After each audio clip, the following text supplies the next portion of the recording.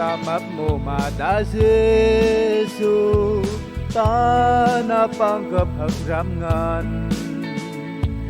nuôi hầm cấp pieng mà nao rắc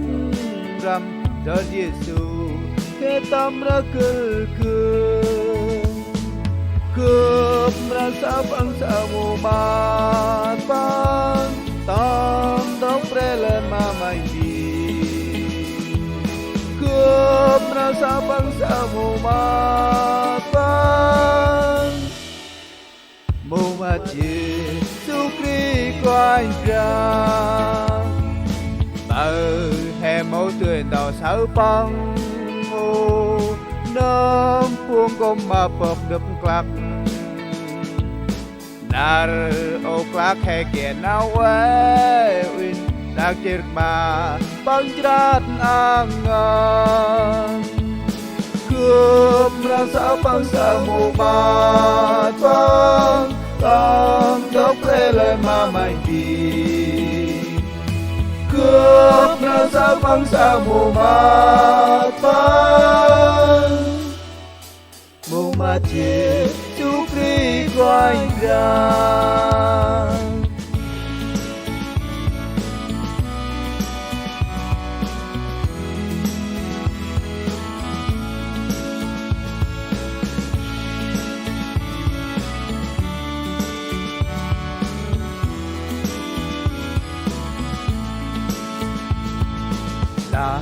mà quanh ra hè đam hòn ngon lẽ nào chỉ có chiếc bó theo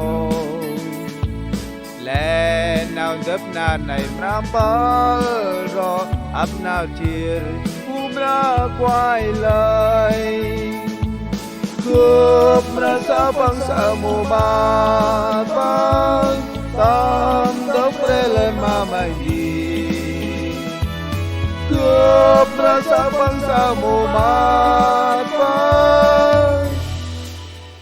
mu mat Giêsu Christ quanh ra ơi Giêsu thân mày đến đi cướp tươi kia bèng nào mày cây cướp tươi sao mày chiếc nôm lạc lại Giêsu Christ nôm rong cướp cướp rasa bangsa mu mat pang tam dok prelen ma mai cướp rasa bangsa mu mat pang